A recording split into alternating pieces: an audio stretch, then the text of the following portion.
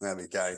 So I'm going to hopefully share the right screen now. So the idea really for me is that we build and create some sort of system, some sort of process to move teams towards high performance, or take high performance teams and make them better.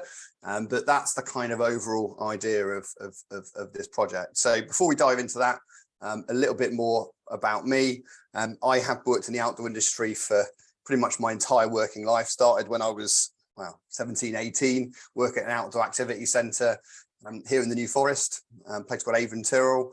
And through that initial exposure and really kind of got into using the outdoors as a learning tool, I took myself off to university, did an outdoor studies degree, got pretty much addicted to whitewater kayaking, and that became a real passion of mine.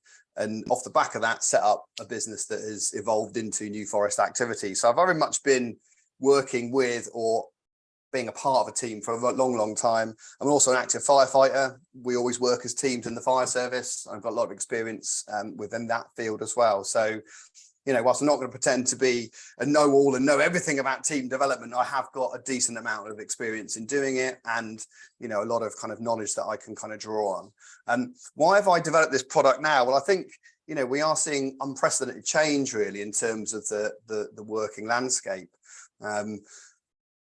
You know, COVID obviously maybe fast forwarded some of these things, the distribution of staff, remote working, but the kind of technological changes as well now are happening so quickly. I think employees and small business owners can often feel a little bit overwhelmed. AI is the latest buzzword, although AI has been around in various forms for quite a long time. But with these, you know, large language models now and some of the really powerful stuff that we're seeing happening, things are just getting disruptive all the time. And unless businesses and people are able to take advantage of these things rather than being scared of them, you know, there's going to be a real challenge sort of going forward, really.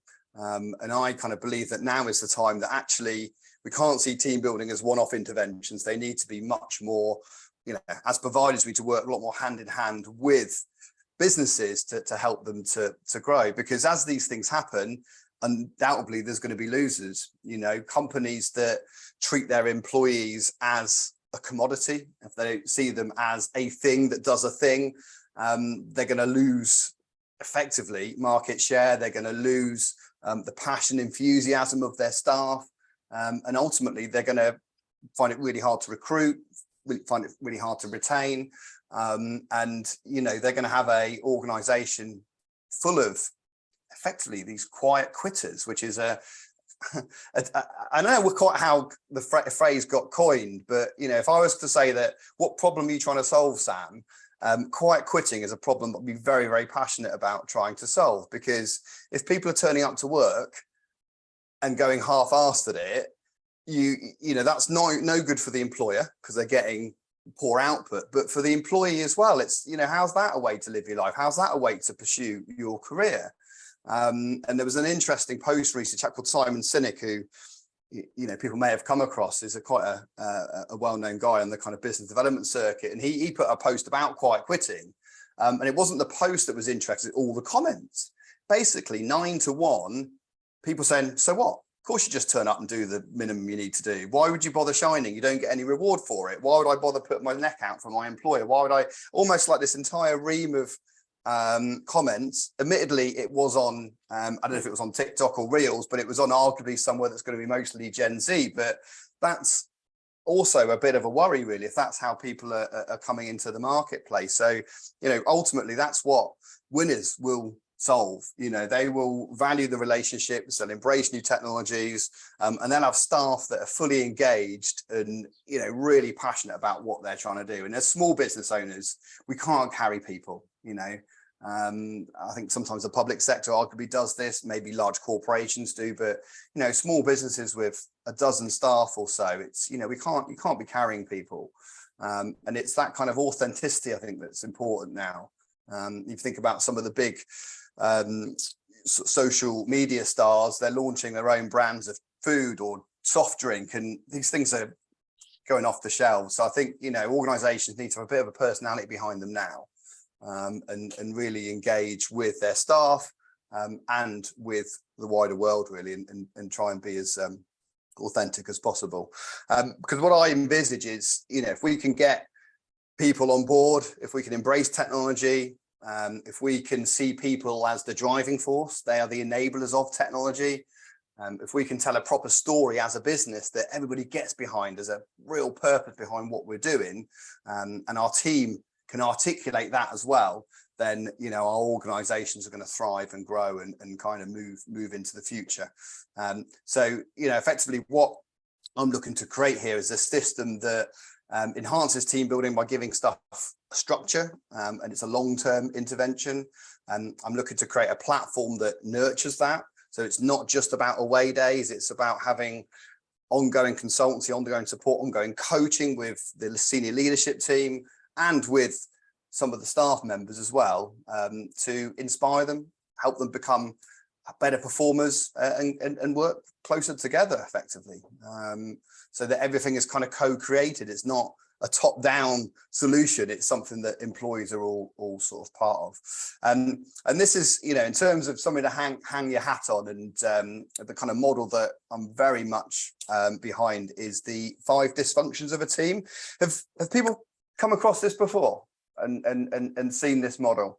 There's quite a famous business book, which you may or may not see because I'm on the type, but funny enough, the 5 dysfunctions of a team is well worth reading. It's written almost as a bit of a fable, but it takes you through this hierarchical model. And the idea is that, like something like Maslow's hierarchy of needs, we need to sort the bottom out first. And it's a kind of, it's a counter thing really. Absence of trust means that if there's absence of trust, we need to build trust. Fear of conflict, well, we need people to be able to have challenging conversations. We need to foster an idea of it's okay to disagree because we want to perform well.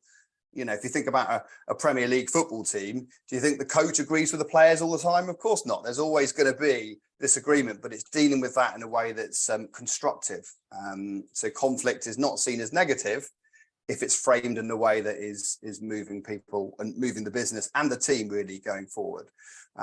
So just to kind of give you an idea of how these stages work, trust is so important. It's really about vulnerability, so that people are able to openly admit when they've made a mistake, openly admit where they need to learn something. Asking for help is something I think that a lot of people don't do when perhaps they need to. And the first part of this really is we look at activities, we look at processes, we look at workshops that really build up this trust within a team, so that people are able to build on that with the kind of later sort of foundations. And it's really important that people trust each other, and that there was it's a fundamental really to the whole piece. Beyond that, we want to avoid fear of conflict. If we are a high performing team, there's going to be disagreements. If we are looking at some really big goals and some big challenges, there's going to be lots of ways to achieve them, and there's going to be disagreement at times. But with a high performing team, these conflicts are not seen as negative. A boardroom where everyone agrees is probably a boardroom where things aren't going to work out well, because they're just agreeing for the sake of agreeing. They're scared of conflict, scared of, particularly in hierarchies, or we don't want to, question the boss. He says he knows what he's doing, so we're going to go along with it, even if they know that there's a problem or they know there's a challenge. And this is something that, does take energy. It does take focus to just get people comfortable with having what we would call difficult conversations, or dealing with challenges, saying something when it's easier to stay quiet, addressing an issue, lateness, punctuality, or even attention to detail, or something much deeper than that. If we don't, they say you get more of what you tolerate, and if you're not addressing these issues, there's going to be a problem. Lack of commitment is the next step in the hierarchy. This is ensuring that everybody understands what their job is, what their role is, and more than that, what the purpose of the organization is as well. Is everybody committed to the team? Is everybody committed to the cause? And when I talk about teams, it's interesting there, Sue, you were saying about your sort of department events. you know, according to Patrick, the author of the book, a team is going to be no more of 12, you know, 12 people really is the top end, because beyond that, it becomes more of a group. You know, a tight team, if you think about a football team or potentially a rugby team at the higher end of it, you know, you need that absolute commitment to each other. So, you know, if you've got a larger department, breaking it out into teams is one way of kind of thinking of things, like tighter units. On the lack of commitment piece, I'm not reading slides to you ladies and gents. I'm sure you can see there, but very interesting here is the bottom part. So disagree and still commit to a decision. So let's say I've had the idea, but everybody else has agreed that that's not the way to proceed, but we've all agreed there's a way to proceed. If I want to be a true team player, I have to commit and go all in on the decision that was made, because that was the team decision. We have to put our egos to one side and commit to the cause, because you can't have somebody pulling the other rope, to steal a kind of sailing analogy. You know, if you've decided you're doing one thing, you've got to all go for it. And that commitment is really key. You might not agree, but you've got to go with the team's consensus ultimately, and being really clear of that. You know, I've been victim of woolly information and not being clear with the results that we need, and as a result of that, people aren't sure what to do and struggle to commit to their piece of the puzzle. As we get towards the top of the hierarchy now, there's that avoidance of accountability, people not accepting the responsibility. Oh, somebody else should have done that, or oh, yeah, I did see it wasn't going to work, but I didn't say anything. Or, you know, accountability is really, really important.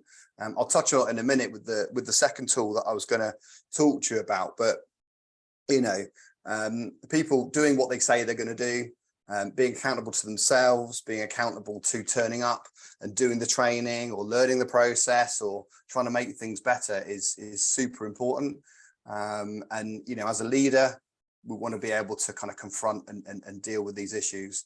And then finally, not most important, but absolutely does sit at the top of the tree here, is results, measurement, clarity. What actually is it that we're trying to achieve? How do we know if we're on track? How do we know if we are going to achieve the goal, or we have to change the goal? How do we know if, you know, this part of the project is on track and this bit's not? You know, having a way of objectively measuring things. Again, it's almost a bit of the culture at Google, really. Anybody in the hierarchy can have an idea. They've got to back it up with data. And this piece of the puzzle here is really about that kind of measurement side of things. So effectively, with our program, we're looking at building teams and taking them through a journey through the 5 dysfunctions to help them with their performance. The second bit here as well, the second tool, is really quite interesting. So this can relate to yourself almost as an individual, but this is more about how you get the most out of people almost on a one-to-one basis, and people within their role. So it's a cultural thing. So, and it's something that I talked about with you before, Matthew, when we were looking at the kind of leadership and development piece that we did in our kind of application for the awards back in the winter, is, you know, define 100% with your staff. So how do they know if they're doing their job? How do they know at the end of each day, at the end of each week, if they have achieved their objectives? And you need to have a way of measuring that, because the idea is that if you want them to make, you know, have 20 conversations with people, or they need to file X amount of data, or, you know, whatever it is, be very clear with them, and agree that that is their job, that is their role, that is their task. And if they're not quite where they need to be, you agree what the gap is. So if it's a salesperson saying, look, you know, what we've asked for is 20 decent conversations every single day. At the moment, you're making 10. So what needs to happen for you to get to 20? What training do you need? What resources, what tools are you going to need to get there? And then have a conversation around that. And if you say, okay, well, let's look for 12 tomorrow. By the end of next week, you're going to be 15 a day. And then you're just being really clear and having clarity with people. So the idea of, you know, I mean, the bit about no surprises is when your staff turn up for a performance review, is it a surprise? or do they know exactly how they've got on? Because if it's a surprise, then there's real challenges day to day about them measuring their performance. They should know exactly how they're performing. Otherwise, you're into a kind of micromanagement kind of side of things. And the last couple of bits here is feedback is really important, but ask, not tell is it's the idea that we're coaching people, asking them, what would need to happen for us to achieve this, rather than you must achieve this. It's just a nicer style of language, and it's more coaching rather than directive. But you are clear on, this is the output, this is what 100% looks like. Because if you've defined 100%, and you know what it is that you need them to do in their role, they know what their purpose is, they know how they're going to measure it, then one of two things happen. They're either going to achieve it or they don't. And this little chart here is really interesting. So along the bottom axis, you've got people's will, and on the vertical axis, you've got their skill. And every member of your team, even probably yourself, you could mark in there. So, a low skill employee, someone that's fresh into the business, maybe an apprentice, maybe a trainee, they could turn up every day, super eager, super willing, super keen to learn.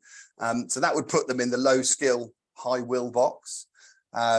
Likewise, your super high performers are going to be high skill, high will. And then obviously the other areas we potentially got problems. And I think what often hurts teams is when you've got high skill, low will employees, people that have been in the job maybe a little bit too long, people that maybe take things for granted. Because what tends to happen, and it's quite natural, is you spend a lot of time on those people, because we're going to give them more training, we're going to give them access to more resources, we're going to give them another one-to-one.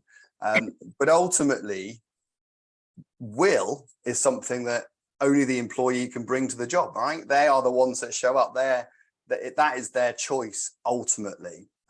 So the idea around this model is you can use it in one-to-ones. Draw this out, give it to your employee. Where would you mark yourself on this chart? So they've got to put themselves somewhere. And they say, okay, well, that's interesting. Why is that? And you can use it as effectively as a feedback tool, a useful tool. And ultimately, as an employer, you can train people. Ultimately, as an employer, you can give them better tools. You can improve the culture, but you can't show up willing to work for your employees. You can't do it. That has to come from them. And this is a really good way to kind of highlight that and to almost put the kind of ball in their court. Really, look, you haven't achieved your 100%. You haven't asked for help. What's the problem? Whereas an employee that does ask for help is showing willing. So ultimately, the question always to staff is, do you understand what I'm asking you to do? Do you know what 100% looks like? Do you have the skills to do it? And do you have the right tools? And if the answer is yes to all three questions, there is really no excuse for not achieving the goals. Because the final question is, will you ask for help if you get behind? Yes. Because if an employee asks for help, they're showing willing. Something's happened. I'm not going to hit my sales target. I can't get back to all these clients. My workload is too much. I'm not going to hit my numbers. Please, can you help? But if they don't ask for help, A, they're not showing willing, but B, you're not actually able to have that intervention. And plotting your team on this graph really gives you a kind of visual picture of where you are.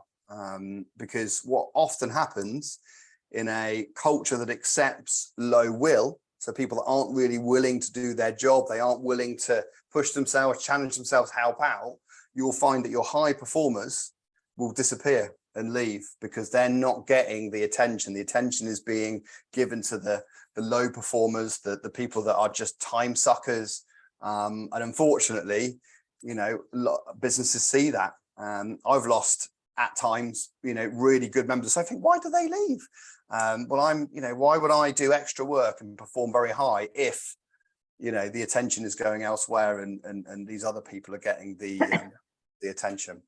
So that kind of makes sense. That I'm hoping I've given it given it justice, because I have found this super useful with one-to-ones and in reviews. So what I want to go on to, and the final part of the presentation really, is give you an overview of the product that I'm building and the service that I'm building to effectively utilize these tools, but more importantly, address some of the challenges that I talked about earlier on. So the first thing that we do with any client, any person that we're working on this, is we identify and we assess what their core purpose and values are. You know, what is it this business is actually trying to achieve? What is it that you're trying to do in the next 12 to 18 months? We've got absolute clarity of over that time frame. And we're also looking at the team members as well on personal goals. And really, we all know, more and more now with neuroscience, of understanding that people are driven by their emotions, not the logic. You know, we've all got good intentions, but why is it that we're not able to follow out on some of those intentions? You know, we need an emotional driver. So if we can understand the emotional reasons for that are things that drive our staff, then we can really kind of help to understand how we might motivate them sort of going forward. So that's the first part of the process, is running through this. This is generally done with the senior leadership team, and it's done through a kind of consultative process. And then after we've done that, we run our first offsite, our first team building event, as it were, where effectively the outputs from that initial consultation is shared with the wider team. We run it in teams of up to 20. Any more than that, and you lose the power of the workshop. And as it sort of says there on the slide, it's really based on those bottom three levels of the five Ds: fostering trust, making conflict an okay thing, and finally getting people to buy into it and to really kind of accept the challenge and become part of the company's success. And I do say to clients at this point, you might lose people. There might be people that aren't up for this. They don't want to come with you. They don't get it, which is not, you know, that could be a good thing, because if they're not willing, then they're not going to be part of your future. So off the back of that initial team day, we then move into kind of the main process, which is actually getting things set up properly. So, you know, everybody's got very clear scorecards. There's accountability. There's measurements. That document around about people's purpose, their KPIs, and all of that is identified and very, very clear on display. And the whole organisation really is in a really, really great place. And then we run on, you know, work with 90-day plans and a few other, basically a few other outputs that I've described there. And then beyond that, we kind of go on a journey with the client. Really, we're having training interventions when we need to, and we're helping them build up their customer journey. We're helping them to qualify the types of training they need, and as and when we need to, we implement further outdoor activity events, activity days, on-site, off-sites.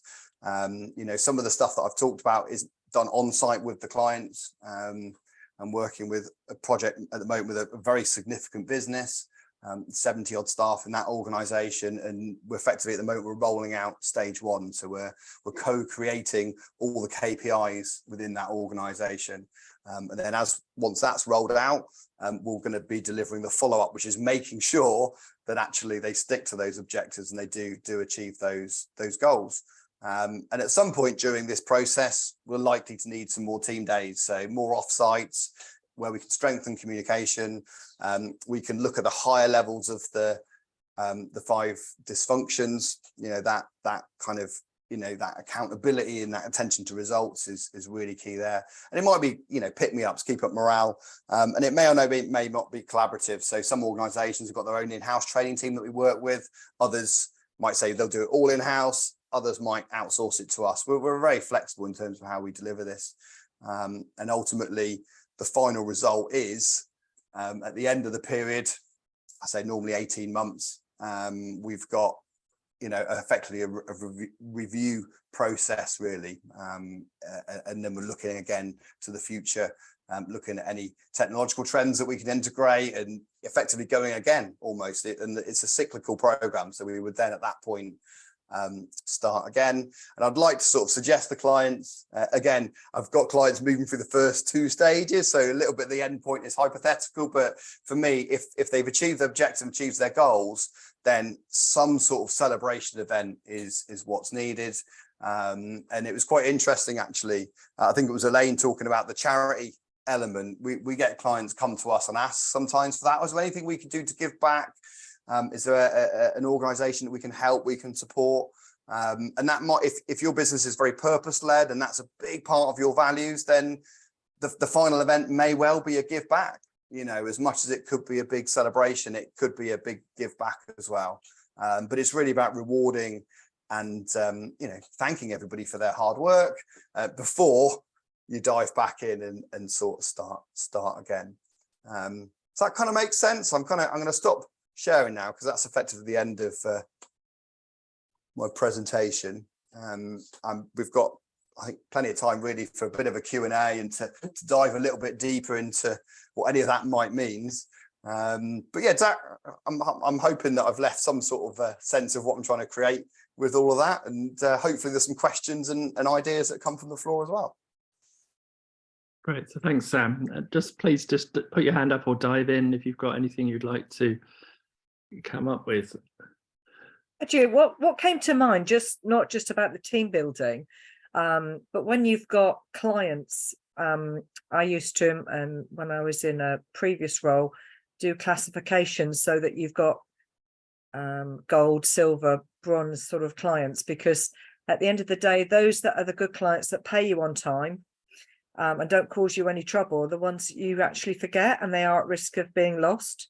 So it's a similar thing, isn't it, with your actual client base, that you deal with the ones that aren't paying, the ones that are, dare I say, a pain in the neck to deal with, and that's where all your time efforts are put in. So it's a similar way of dealing that came to mind. Yeah, with the skill will cross section, 100%. The clients that, you know, you're chasing all the time and are constantly demanding, and yet you've got the guy or the girl that's quiet as a mouse, always pays on time, loves what you do, gets loads from it, but you don't get the time to nurture that relationship because you're chasing somebody that's overdue an invoice or is demanding, you know, an unnecessary. It's often those that want to pay the least demand the most. It's I remember it was from the airlines. I think it was with British Airways. They have most problems with people that have paid for them. And I don't fly enough to kind of get this right, but there's like a club upgrade. So you've got economy, club, and then upper and first class. Now, upper and first class are generally but it's those that have paid just a little bit more, think they've paid for first class, but they haven't. And they can be the most challenging people to deal with. I think it's just today, it's a reminder to look after our best clients. Comes out of this as well. And your best staff, because you know, I didn't have time to do it in that workshop. When I was first introduced to that skill will piece, they were like, what should we do about people here, which is the high skill, low will? And we're like, well, give them more training, give them a pay rise, give them a one-to-one. It's like, basically give them attention, right? You know, you're giving them attention, but ultimately it's their choice how they show up. It's their choice about not having negative comments about what the boss is saying or having those snidey things to their colleagues, or, you know, and at the end of the day, if they're not prepared to change, then, you know, you need to make the door open for them. And when they start plotting themselves on graphs, oh God, maybe I am not showing up. It's like, right, okay, you know, let's get this moving forward. And you're being very clear then, aren't you, with what's expected and that they need to take some action themselves. You know, regardless of what's going on elsewhere, you're paying them to do a job. I mean, my mentor's pretty blunt with this. He's like, are you paying them 100% of their salary, Sam? Well, yes, I am. Are they doing 100% of their job? No. Well, that's the conversation to have then. You know, I'm paying you 100% of your wage. We've agreed 100% looks like this, but you haven't done it and you haven't asked for help. What am I supposed to do?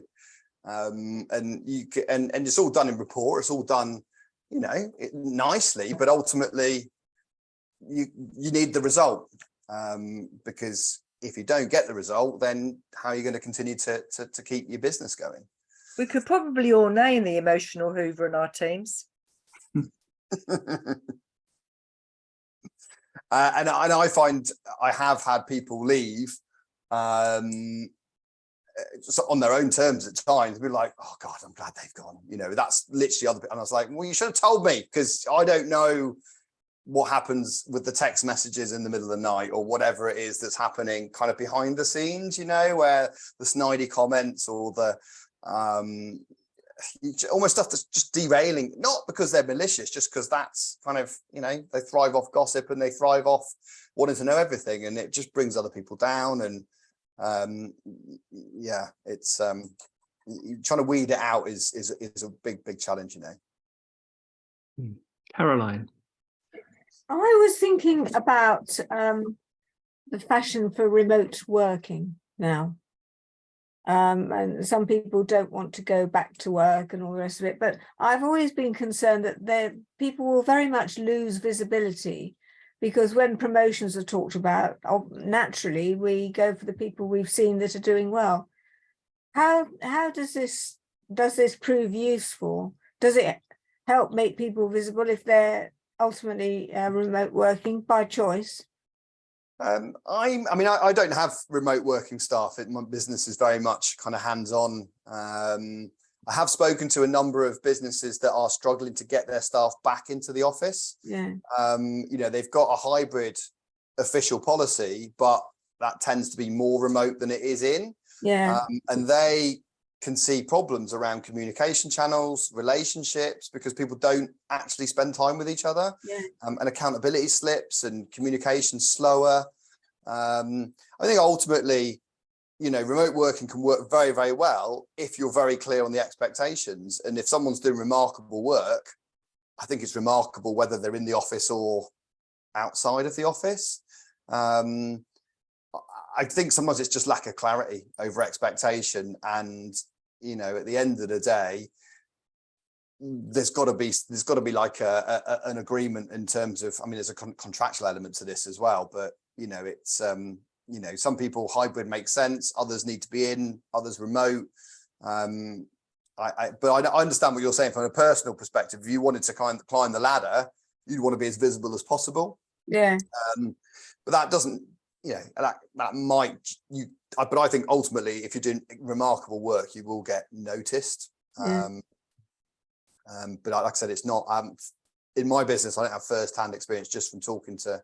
Do you work clients. mainly therefore with clients who have their people in the office?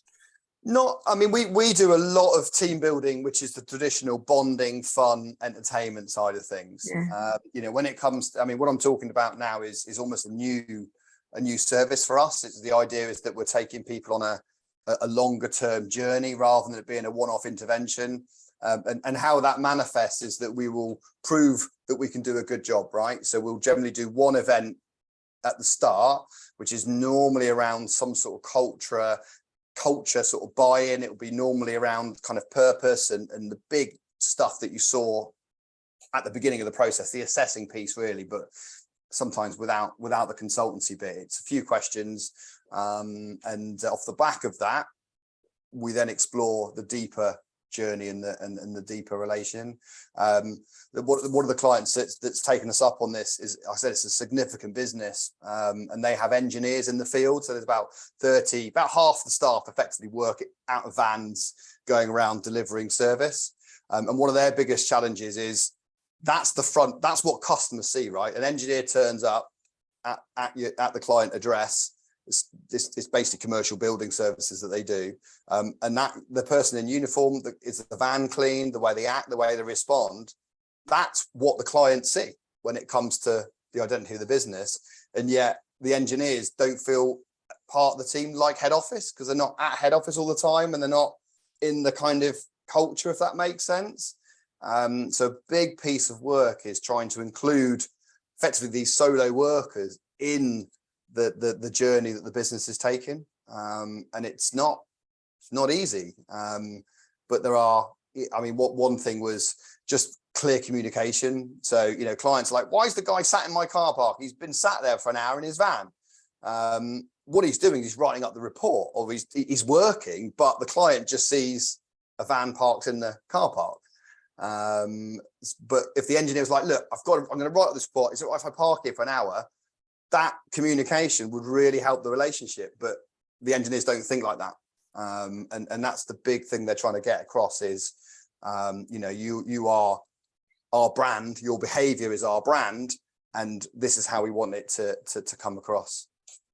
Thank you. Another way, Sam, that can manifest itself is if you're a frontline customer facing member of the team, and you're reliant on someone in the back office to actually do a piece of work which affects your customer. They just don't get that you're the person that's seeing them, and if they are not timely in the way they do their piece of work, it can really have an effect on your client relationship. 100%. Yeah.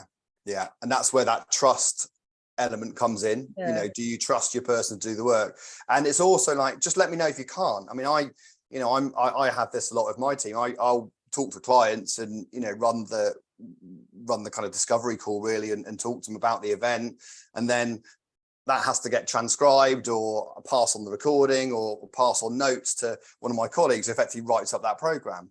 And it's I need them to do that in a timely manner, otherwise my promise of I'll get you this by you in 2 days then suddenly looks but I'd just be like, if they don't understand, they need to let me know. They can't sit on it.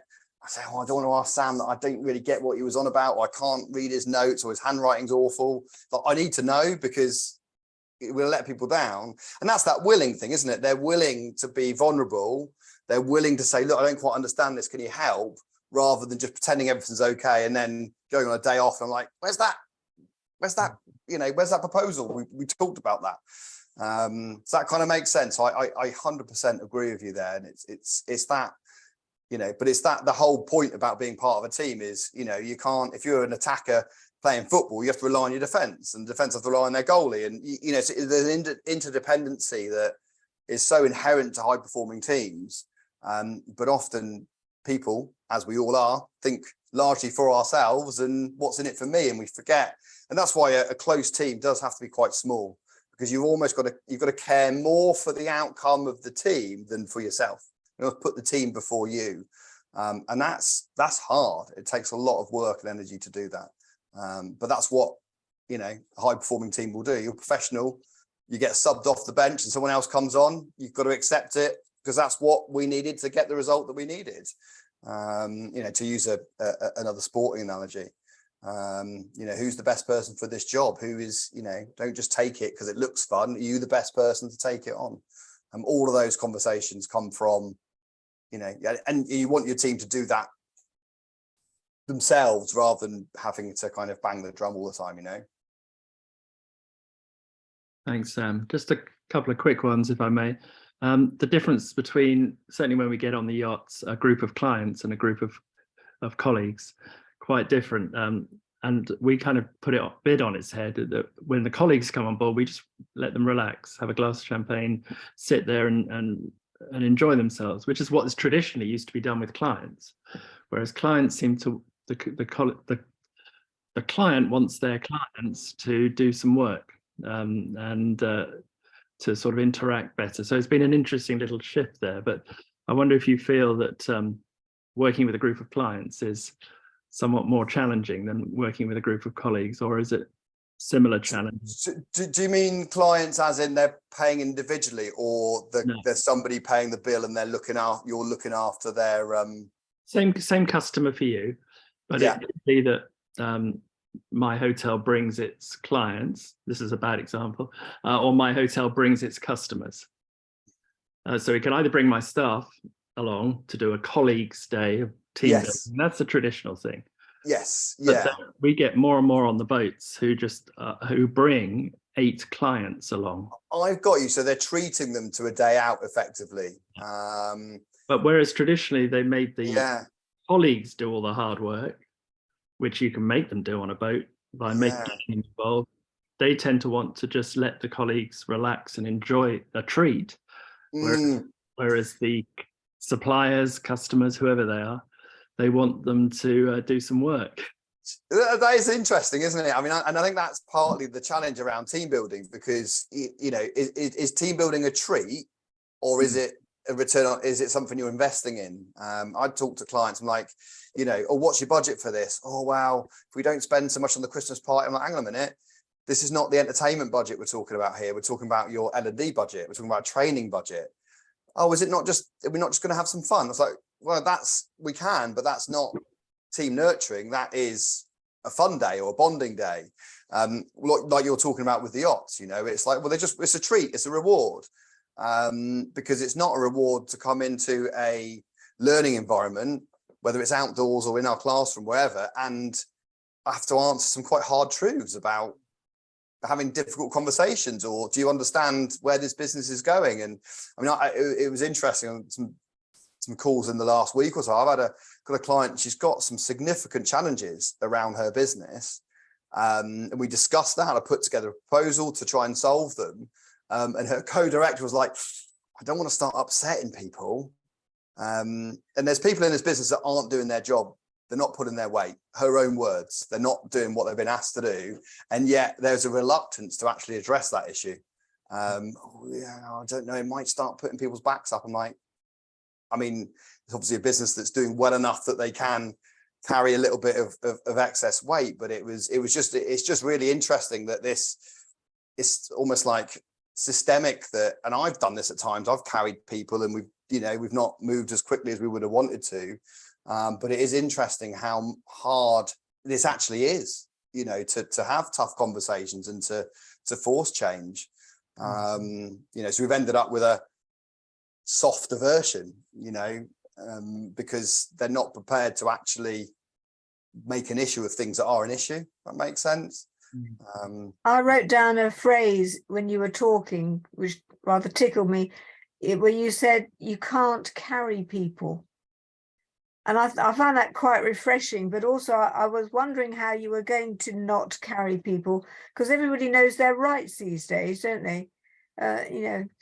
Yeah, but I think there is always a way of getting the. I mean, I think, you know, obviously the public sector would pretend that you can never sack anybody, and I think to some degree they've managed to create that, which is why you get this almost promotion to the point of incompetence, I think is kind of what they say within the public sector. I think as small business owners, you owe it to your family. You have to look my kids in the eye and think, you know, I owe it to them to have the best possible team and the best possible business. And if I'm sat on a decision I know I have to make, but I've had people come in that's not working out, and I'll give them another month. Give them another month, and then it's like, in the end, you're just extending the pain, really. Yeah. I think the important thing is in that first year, I believe, I'm not got my HR hat on, someone might correct me, but in the first year, there's people can go for effectively any reason that you choose. It's only once they've been in your business for longer than that, you effectively have to prove that they can't do their job, which is painful for everyone. I mean, again, from my mentor, the idea is that people can often go by having a conversation and saying, look, are you happy here? Oh, no, I'm not. It's like, well, if you're not happy, why are you here? You know, why are we carrying this on? And just through a process of conversation, months wage, off they go. You've got the result. So it's not, you know, it is just about, there is always a way of doing it, but you have got to, you know, there's got to be a framework for it. But I think often, sometimes as business owners, we're a bit scared of that. You know, it's that ability to have difficult conversations, isn't it? You know, really, really hard. But yeah, I think, I mean, my mentor said to me over the years, he's employed hundreds and hundreds of people, and, you know, hundreds of them have had to go, but he sacked one person, because everybody else will go, let's just have a chat off the record, doesn't affect anything, but, you know, are you happy? It can't be nice for you to have me on your back all the time. Can't be nice for you to have me nagging at you and failing to hit the targets and then agreeing that you're going to do it and then not doing it. It can't be fun, can it? You know, I mean, it is a very interesting read. If you hear the No Rules, which is the book about the Netflix culture, and how they've built their high performing team. But they basically if you're adequate at your job, you go with a healthy severance. That's their deal, you know. So basically, if you're competent, they get rid of you, but they pay you on the way out the door, because they only want high performers.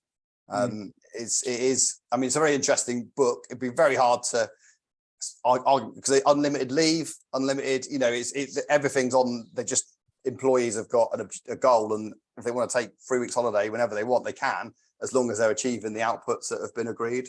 It's a really interesting take on how Netflix have basically risen to the state they're at, and how their company culture. Very, very fascinating.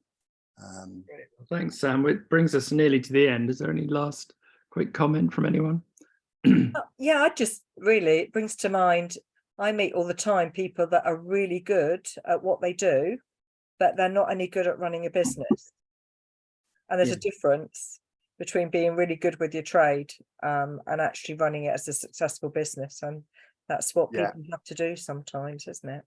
I mean, I recognise it myself. I've grown my business to my point of competence as a businessman, like, you know, above that, and that's why I do seek outside help, and you know, and join mastermind groups and get coaching and get training, because you know, you don't know what you don't know, and you know, so the E-Myth, I think, is the classic book that kind of brings us up. I've got a very good friend of mine that is a brilliant mechanic, runs I think he's got 2 garages. But he is the most highly paid errand boy you'll ever meet, because he recognizes that he's no good at managing people. He's no good at running the business. So what he's done is he has employed a manager to run the whole thing for him.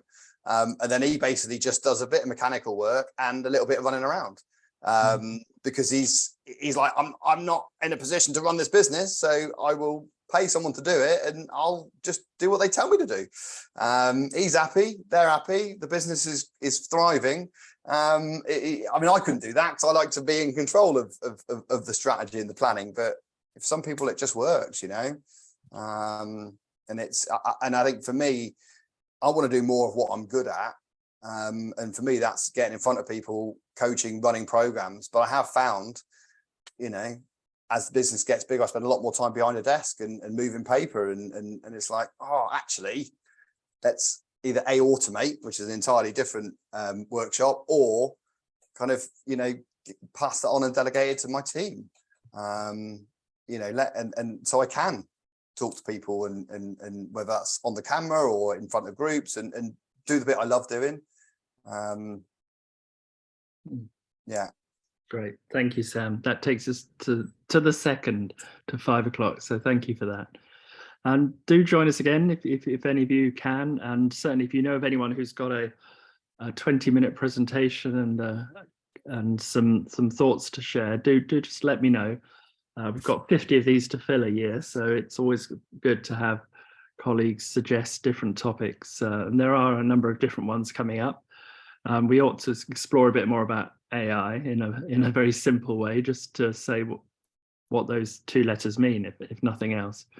And I know we've got a session on that and a few other useful little things, but we've also got the summer party, and if you are able to join us at Pilewell Park in the garden on a lovely hot sunny day on the 6th of June, then that will be lovely. Doesn't matter if it's not hot and sunny, because there's a lovely marquee that will be in if not. But that is my return to public duty that day, so it'd be lovely to see you there if you can make it.